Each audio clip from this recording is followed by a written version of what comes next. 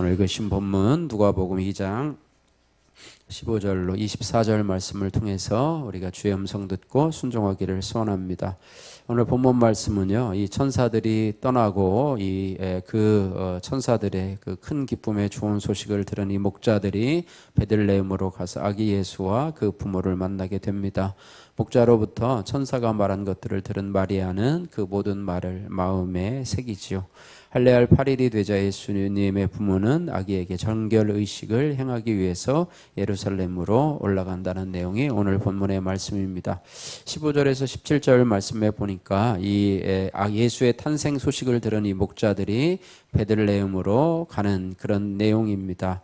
15절 말씀 같이 읽습니다. 천사들이 떠나 하늘로 올라가니 목자가 서로 말하되 이제 베들레헴으로 가서 주께서 우리에게 알리신 바 이 이루어진 일을 보자 하고 이제 가려고 합니다. 그리고 16절 17절 말씀도 같이 읽습니다. 빨리 가서 마리아와 요셉과 그의 누이인 아기를 찾아서 보고 천사가 자기들에게 이 아기에 대하여 말한 것을 전하니 아멘.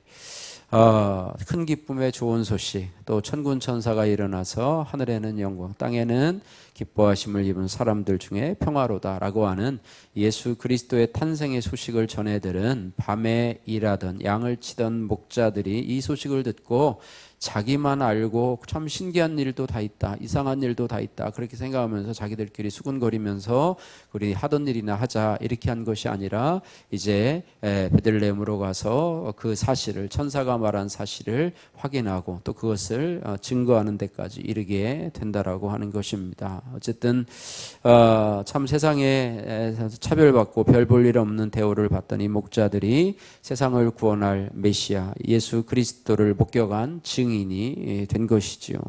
그리고 이들은 아기 예수에 대해서 들은 것을 사람들에게 전하기 시작한다 이렇게 말씀을 하고 있습니다. 증인의 사명은 전하는 것이죠. 나 혼자만 하는 것이지 아니에요. 하나님이 나에게 주신 은혜는 나만 간직하라고 주신 것이 아니라 그것을 약재로 삼아서 비슷한 고통을 겪고 있는 자들에게, 고난을 겪고 있는 자들에게 함께 나누라고 주신 그런 사명이라고 하는 것입니다. 예수 그리스도를 내가 만난 그 사실을 나 혼자만 알고 있는 것이 아니라 이 목자들처럼 함께 나누고 간증하라고 우리에게 주신 것입니다.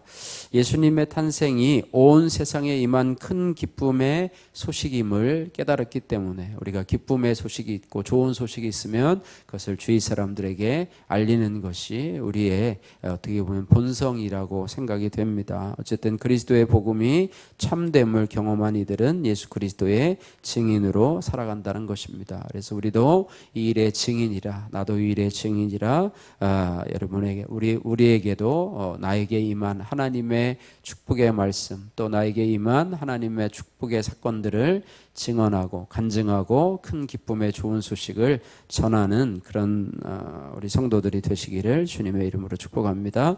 두 번째로 18절에서 20절 말씀에 예수의 탄생을 목도한 목자들이 천사들에게 들은 말을 이제 사람들에게 전하게 되지요. 또 베들레헴으로 가서 그 말을 하게 되지요. 그래서 18절에서 19절 말씀 한번 같이 한번 읽겠습니다. 18절에서 20절 말씀 듣는 자가 다 목자들이 그들에게 말한 것들을 놀랍게 여기되 마리아는 이 모든 말을 마음에 새기어 생각하니라. 목자들은 자기들에게 이르던 바와 같이 듣고 본 그 모든 것으로 인하여 하나님께 영광을 돌리고 찬송하며 돌아가니라. 아멘. 그들이 가서 그들이 본 것들, 밤에 양을 치다가 들은 그 놀라운 사건들을 전하게 되지요. 그리고 이 말을 들은 사람들은 18절에 보니까 놀랍게 여기되 참 놀라운 일이 있다. 그러나 19절에 보니까 마리아는 이 모든 말을 마음에 새기어 생각하니라. 이렇게 말해요.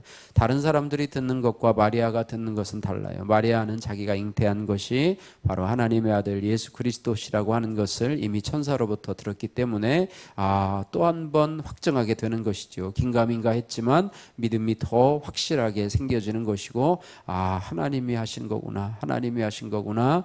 이 아기가 평범한 아이가 아니고 하나님의 아들 예수 그리스도 구원자로 오신 아기구나 라고 하면서 마음에 새기는 그런 모습을 보게 된다고 하는 것입니다. 그래서 모든 일이 하나님의 말씀대로 이루어질 것을 믿는 믿음에 어떻게 보면 또 하나의 확신을 가져오는 사건이라 할 수 있습니다. 우리도 하나님 앞에 마음에 새기는 그런 은혜가 있기를 주님의 이름으로 축복합니다. 모든 사람들이 같은 말씀을 듣지만 듣는 사람의 환경에 따라서 믿음에 따라서 다 마음에 새기는 정도가 다르다고 하는 것입니다. 어떤 사람은 이 말씀에 은혜 받고, 어떤 사람은 저 말씀에 은혜 받고, 어떤 사람은 또 찬양에 은혜 받고, 어떤 사람은 기도할 때 은혜 받는 그런 다양한 종류가 있는데, 어쨌든 우리에게 하나님 앞에 간절히 기도하는 부분들, 또 하나님의 말씀을 놓고 또 묵상하는 부분들에 대해서 하나님이 또 말씀하시고 또 말씀하실 때 그것이 바로 우리에게 확증이 되는 것이라 이렇게 말하고 있습니다. 그래서 우리는 하나님 앞에 늘 이 마리아와 같이 정말로 마음에 새길 수 있는 그런 귀한 믿음의 소리가 되어야 됩니다. 적용 질문입니다. 내가 마음에 새기어 생각할 말은 무엇입니까? 세상의 소리입니까? 아니면 하나님의 말씀입니까? 여러분 귀 기울여 보시고요. 21절에서 24절 말씀에 보면 이제 정결의식을 행하기 위해서 예루살렘으로 올라가는 예수님의 모습에 대해서 나오고 있습니다. 21절, 22절 말씀 같이 읽습니다. 할례할 8일이 되매 그 이름을 예수라 하니 곧 잉태하기 전에 천사가 일컬은 바로라. 모세의 법대로 정결 예식의 날이 참에 아기를 데리고 예루살렘에 올라가니. 이제 베들레헴을 이제 떠나서 이제 아이에게 정결 예식을 행하기 위해서 예루살렘으로 올라간다 이렇게 말하고 있습니다. 이것은 모세의 법대로, 모세의 율법대로 순종하는 것이죠. 예수님은요, 율법 아래 놓인 죄인들을 구원하고자 율법 아래에 나셨다라고 하는 것입니다. 율법에 순종하면서 율법의 규례를 행하기 위해서 똑같이 이스라엘 백성들과 같이 율법에서 정결의식을 행한다고 하는 것입니다. 그런데 예수님은 율법의 마침이 되신 예수님이십니다. 그래서 율법의 마침이 되신 예수님으로 인해서 우리는 죄의 법에서 해방이 되었습니다. 할렐루야. 따라서 이제 우리는 우리 마음대로 방종해서 살아서는 안 된다는 거예요. 율법의 마침이 되었다고 해서 이제 내 마음대로 그냥 내가 원하는 대로 그냥 방종해서 세상에 자유롭게 살아가는 것이 아니라 이제는 하나님의 거룩하심을 본받아서 또 그리스도의 겸손한 순종을 닮아가야 한다라고 하는 것입니다.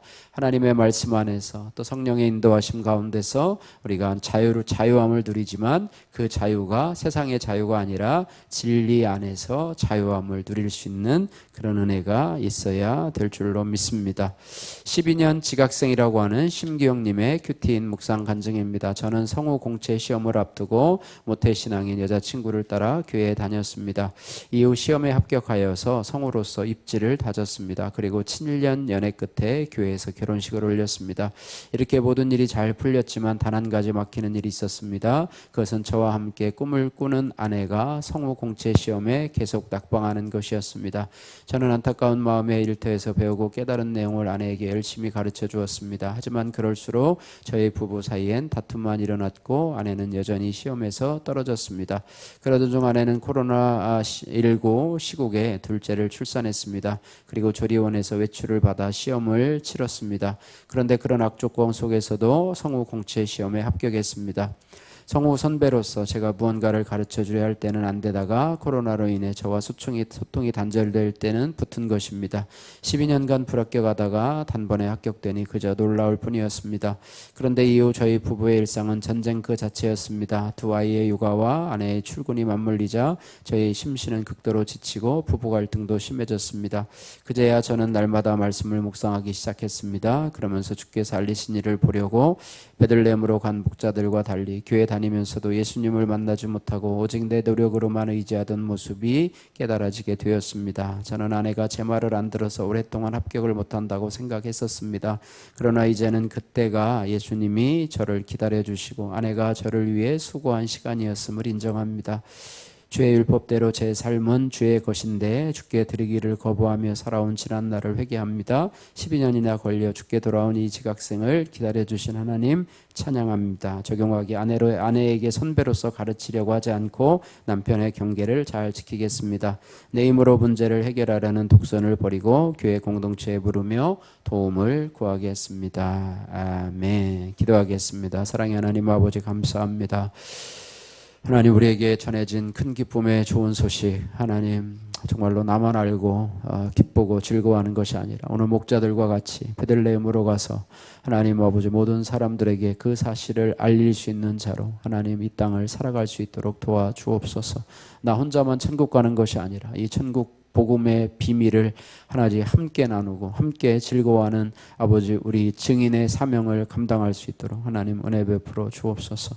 하나님, 목자의 말을 들을 때 다른 사람들은 신기한 일이라고 하면서 놀라고 의아해 하지만 마리아는 하나님의 말씀이 이루어지리이다 라고 고백하던 이 마리아는 그 말씀을 마음에 새기면서 하나님께서 나를 통해서 하나님의 말씀이 이루어지게 하시는구나, 나를 통해서 이스라엘을 구원할 메시아가 탄생했구나라고 하는 사실을 다시 한번 마음에 확증하게 됩니다. 우리도 세상의 어떤 말들, 또 사람의 상처되는 말을 마음에 새길 것이 아니라 하나님의 말씀을 마음에 새기며 그 언약이 이루어질 것을 믿고 말씀을 묵상하는 자로 이 땅을 살아갈 수 있도록 은혜 베풀어 주옵소서. 사랑의 하나님, 우리를 위해서 율법에 순종하신 예수 그리스도를 바라보면서 특별히 율법의 마침이 되시고 우리를 율법 가운데서 사망의 죄 가운데서 구원하신 주님을 찬양합니다. 우리도 아버지 하나님의 구원의 역사를 바라보면서 우리도 아버지 하나님 앞에 구원의 은혜를 감사하며 말씀 안에서 성령 안에서 진리를 따라서 살아갈 수 있는, 순종하며 살아갈 수 있는 저희들 될 수 있도록 은혜 베풀어 주옵소서. 예수님 거룩하신 이름으로 기도드립니다. 아멘.